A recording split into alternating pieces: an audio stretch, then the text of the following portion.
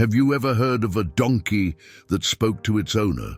It sounds like a fairy tale, but this extraordinary event is recorded in the Bible. In this video, we will explore one of the most curious and fascinating passages of Scripture, where an ordinary animal becomes the messenger of a divine revelation. Get ready to discover the surprising details of this narrative and what it means for us today. Don't miss this incredible story that will leave you amazed. Balaam was a wicked prophet in the Bible who is notable because although he was wicked, he was not a false prophet. In other words, Balaam heard God and received true prophecies to speak. However, Balaam's heart was not aligned with God, and eventually he revealed his true nature by betraying Israel and leading them astray. The crisis occurred while the Israelites were on the plains of Moab. They encountered numerous enemies and won several battles along the way. They desired to take the main route through Edom. Despite historical ties, Edom was a descendant of Esau, Jacob's brother, and their request was denied. They were confident after a battle where God gave them victory over Edom and Moab. They camped near the Jordan River, looking toward the Promised Land. However, there was some opposition to their advance into Canaan. The people of Ammon and Moab, who possessed lands neighboring the Promised Land, decided to disrupt their plans and hired a Syrian seer to achieve their goal. Balaam was the name of this seer from Damascus. He was noted for witnessing the defeat of armies he had cursed. The Israelites traveled to the plains of Moab and camped along the Jordan, across from Jericho, Numbers 22:1. Eventually, the Israelites reached the Jordan River, opposite the city of Jericho. The book of Deuteronomy, as well as the book of Joshua, begins here.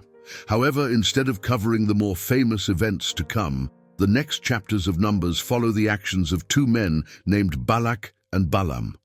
Now Balak, son of Zippor, saw all that Israel had done to the Amorites, and Moab was terrified because there were so many people.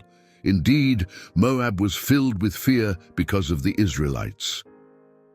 The Moabites said to the elders of Midian, "This horde is going to devour everything around us as an ox devours the grass of the field." So Balak, son of Zippor, who was king of Moab at that time, sent messengers to summon Balaam, son of Beor, who was at Pethor, near the Euphrates River in his homeland. Balak said, "A people has come out of Egypt. They cover the face of the land and have settled next to me. Now come and put a curse on these people, because they are too powerful for me. Perhaps then I will be able to defeat them and drive them out of the land. For I know that whoever you bless is blessed, and whoever you curse is cursed." The king of Moab was Balak, son of Zippor. He witnessed what happened to the Amorites, and his people were terrified of the Israelites. As a result, the king decided to hire Balaam, son of Beor, to come and curse the people of Israel so that Moab could defeat them in an area where the false god, Baal, was worshipped. Balaam was essentially a prophet for hire, so Balak sent messengers to Balaam asking him to come and curse these people. "I know that those you bless are blessed, while those you curse are cursed." Balaam apparently had a reputation for getting results through the words he spoke, but the Lord had a perfect reputation. If he says something will happen, it will happen. This is significant because God had promised Abraham many years earlier that he would make him a great nation. Bless those who blessed Abraham, and curse anyone who treated Abraham with contempt. These promises would extend to the blood descendants of Abraham, the Israelites. Balak's plan was, therefore, doomed from the start. If God is determined to bless you, no word can nullify it. The elders of Moab and Midian left, taking with them the fee for divination. When they came to Balaam, they told him what Balak had said. "Spend the night here," Balaam said to them, "and I will report back to you with the answer the Lord gives me." So the Moabite officials stayed with him. God came to Balaam and asked, "Who are these men with you?" Balaam said to God, "Balak, son of Zippor, king of Moab, sent me this message. A people has come out of Egypt and covers the face of the land. Now come and put a curse on them for me." Perhaps then I will be able to fight them and drive them away." But God said to Balaam, "Do not go with them. You must not put a curse on those people because they are blessed." Balak dispatched elders from Moab and Midian to Balaam with divination fees in hand. It is worth noting that despite practicing forms of sorcery forbidden by God, Balaam refused to go with these men until he received an answer from the Lord. The implication seems to be that he intended to do what God told him, regardless of how good the money was, which he did at every point in the story. That night, God graciously condescended to appear to this sorcerer who generally did not commit to living in a way that pleased him, and asked, "Who are these men with you? Nevertheless, I have a few things against you. There are some among you who hold to the teaching of Balaam, who taught Balak to entice the Israelites to sin so that they ate food sacrificed to idols and committed sexual immorality."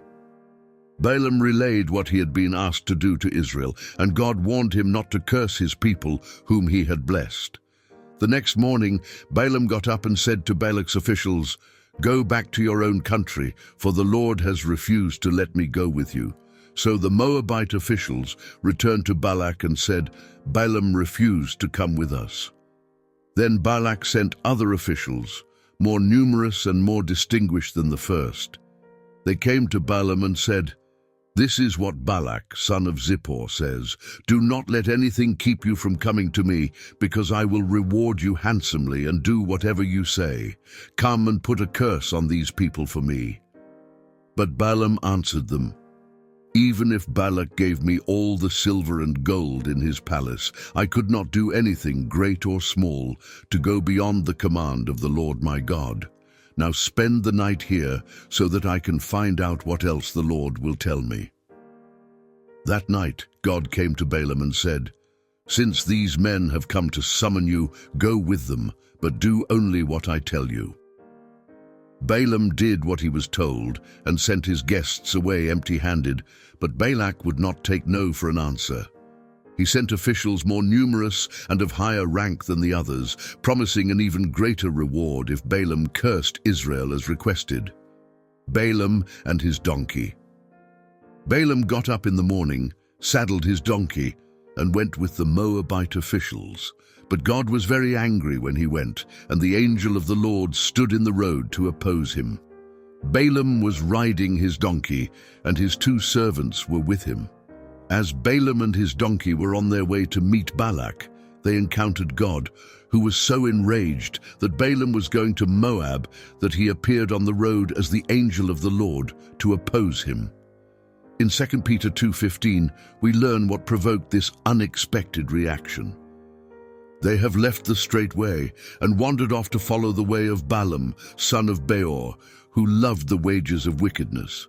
It says that Balaam loved the wages of wickedness, so despite his claims of following the Lord's instructions, which he did when it suited him, it seems that Balaam was a mercenary prophet at heart.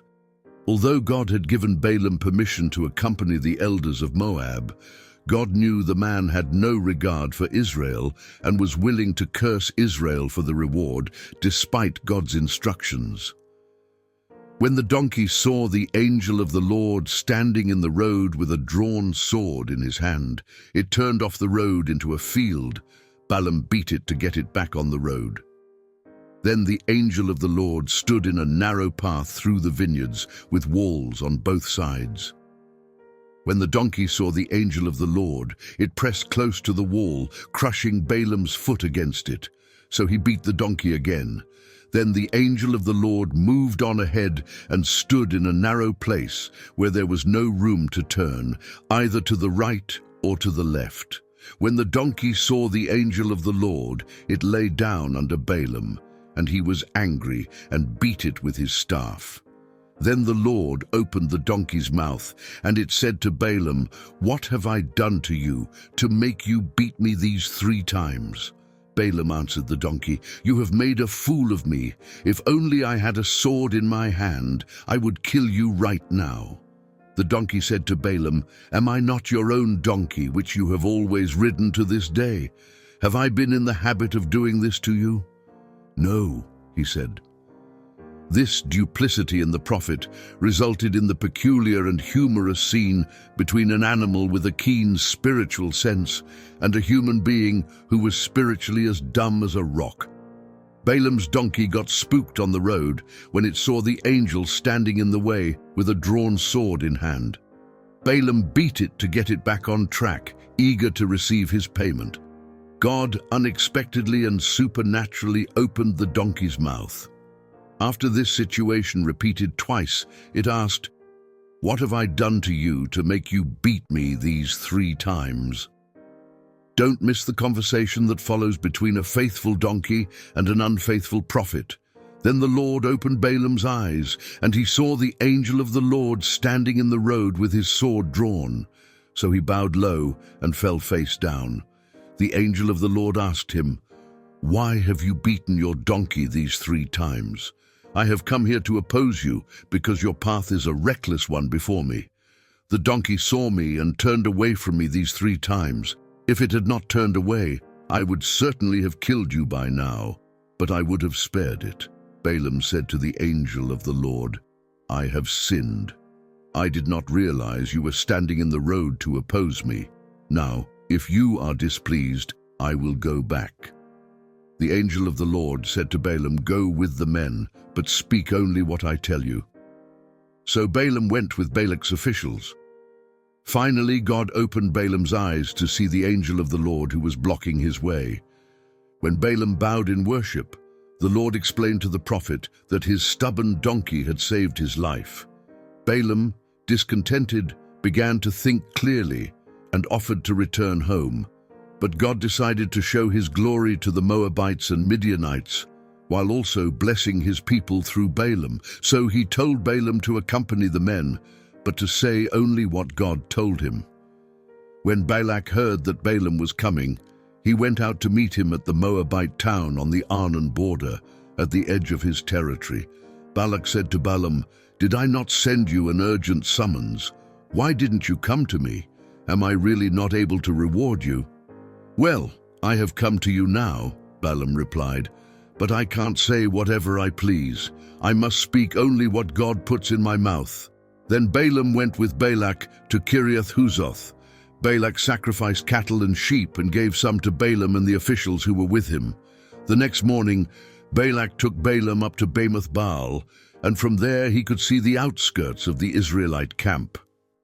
Balak had been waiting for Balaam for quite some time, and was trembling in his sandals at the sight of the Israelite horde camped in the wilderness, on the edge of his homeland, ready to devour his culture like a swarm of locusts on a barley crop. Therefore, he was a bit tense when Balaam finally arrived. Balaam, on the other hand, was unfazed by Balak's irritation and even warned him that he would only say what God put in his mouth. Balak ignored this, offered a sacrifice to his false god Baal, and hurried Balaam to a place known as Bamoth Baal, or the high places of Baal.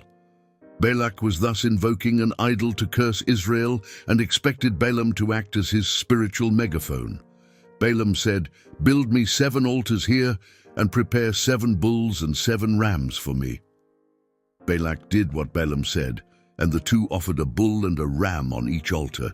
Then Balaam said to Balak, "Stay here beside your offering while I go aside. Perhaps the Lord will come to meet me. Whatever he reveals to me, I will tell you." So he went to a barren hill.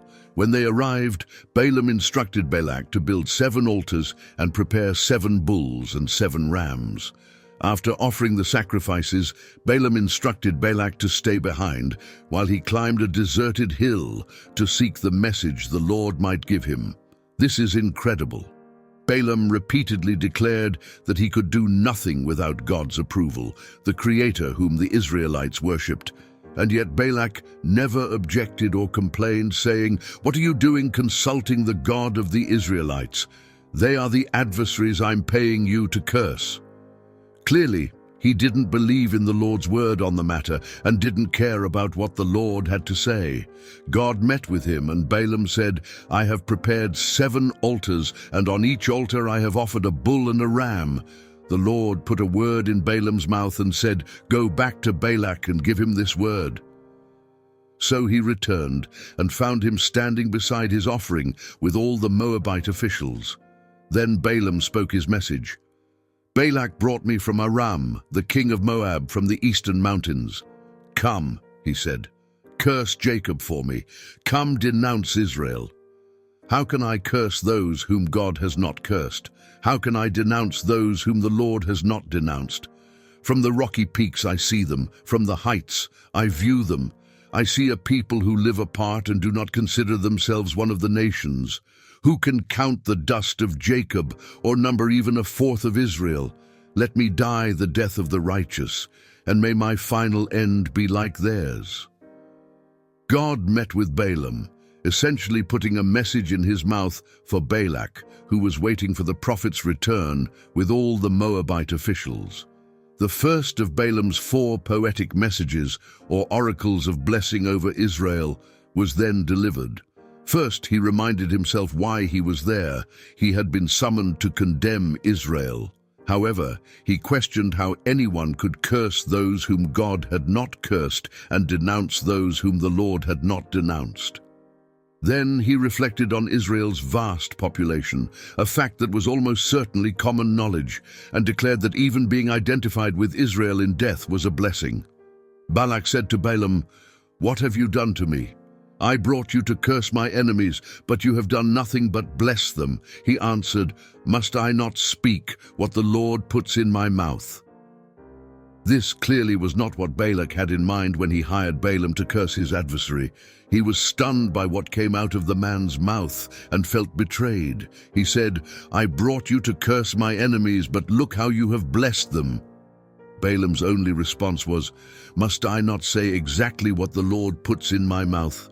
This should have been the end of Balak's bad idea, the point where he abandoned the matter, but he was unwilling to give up. Surely the money he had promised the prophet would eventually persuade him to comply. The second message of Balaam. Then Balak said to him, "Come with me to another place where you can see them. You will not see them all, but only the outskirts of their camp, and from there curse them for me." So he took him to the field of Zophim on the top of Pisgah, and there he built 7 altars and offered a bull and a ram on each altar.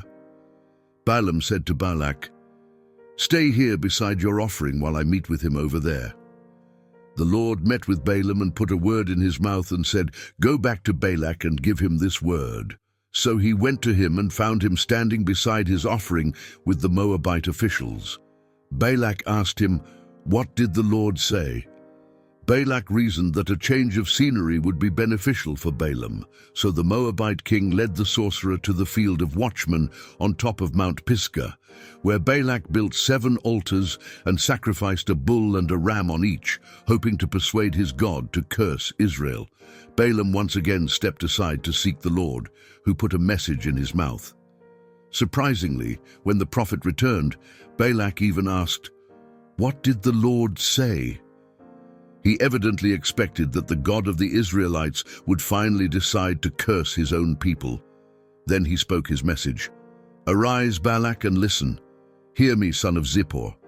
God is not human, that he should lie, not a human being, that he should change his mind. Does he speak and then not act? Does he promise and not fulfill? I have received a command to bless. He has blessed, and I cannot change it." Balaam responded with another poetic blessing for Israel, beginning with a personalized call that should have made the king catch his breath. "Balak, arise and listen. Son of Zippor, pay attention to what I say." The idolatrous prophet then delivered a glorious statement about the unchanging nature of God, inspired by the Holy Spirit. Balaam had received the command to bless Israel because of who God is and the promises he made. In other words, once God had decreed blessing for his people, Balaam had no way to change it. No misfortune is seen in Jacob, no misery observed in Israel. The Lord their God is with them.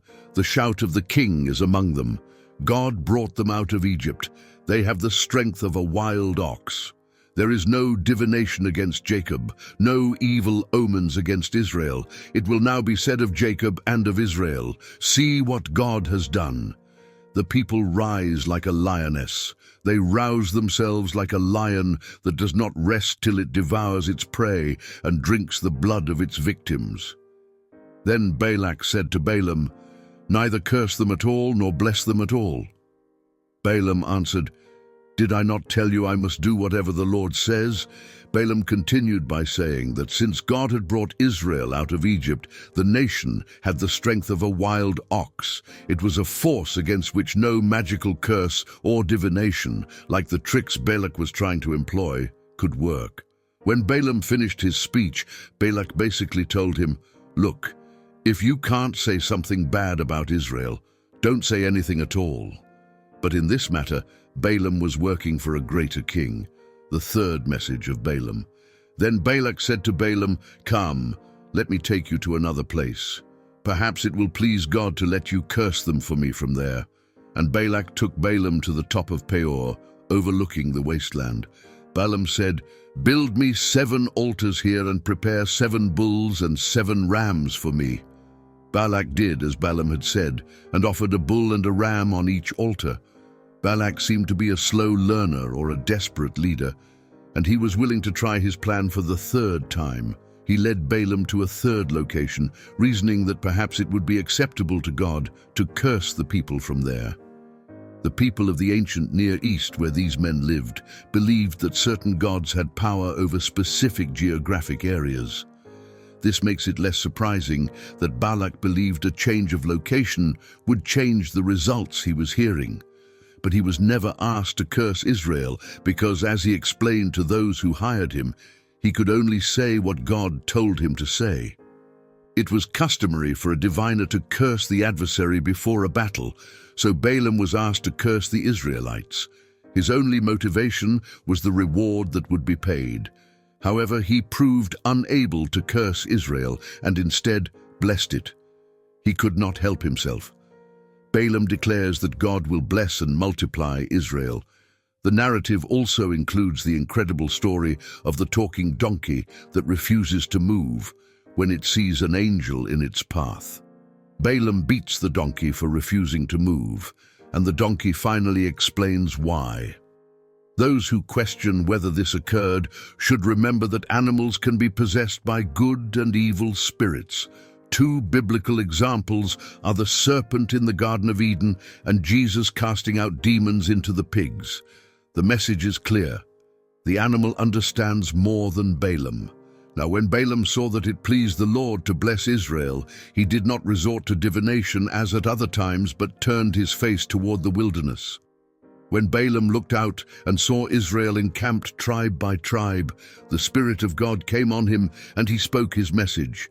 The prophecy of Balaam, son of Beor, the prophecy of one whose eye sees clearly, the prophecy of one who hears the words of God, who sees a vision from the Almighty, who falls prostrate and whose eyes are opened. This time Balaam broke the pattern simply by looking at Israel, which was encamped below according to the meticulous plan God had designed. The Spirit of God came upon him when he saw the vast nation camped tribe by tribe. The prophet then described the influence of the Lord upon him. His eyes were opened, he heard the words of God, saw a vision of the Almighty, and fell into a trance with his eyes open. Balaam delivered his 3rd oracle in this state, another poetic tribute to God's hand of blessing upon Israel. "How beautiful are your tents, Jacob, your dwelling places, Israel. Like valleys they spread out, like gardens beside a river, like aloes planted by the Lord, like cedars beside the waters. Water will flow from their buckets. Their seed will have abundant water. Their king will be greater than Agag. Their kingdom will be exalted." Although he saw Israel as a nomadic city of tents, he saw it as a beautiful land of abundance and prosperity. He also referred to Israel as a kingdom, despite the fact that their first king, Saul, would not rule for hundreds of years. The mention of Agag is interesting. During the reign of King Saul, the prophet Samuel would execute Agag, a future Amalekite king. However, in the ancient Near East, kings often used the same throne name for decades, as in the case of the Pharaoh of Egypt or Abimelech of Philistia. As a result, the current king of Amalek likely also had the name Agag. God brought them out of Egypt. They have the strength of a wild ox. They devour hostile nations and break their bones in pieces. With their arrows they pierce them. Like a lion they crouch and lie down, like a lioness who dares to rouse them. May those who bless you be blessed, and those who curse you be cursed.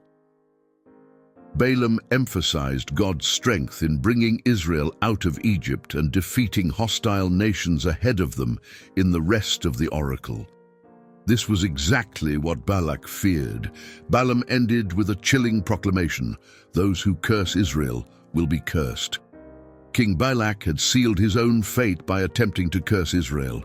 Then Balak's anger burned against Balaam. He struck his hands together and said to him, "I summoned you to curse my enemies, but you have blessed them these 3 times. Now leave at once and go home. I said I would reward you handsomely, but the Lord has kept you from being rewarded." Balaam answered Balak, "Did I not tell the messengers you sent me? Even if Balak gave me all the silver and gold in his palace, I could not do anything of my own accord, good or bad, to go beyond the command of the Lord. And I must say only what the Lord says. Now I am going back to my people, but come, let me warn you of what this people will do to your people in days to come."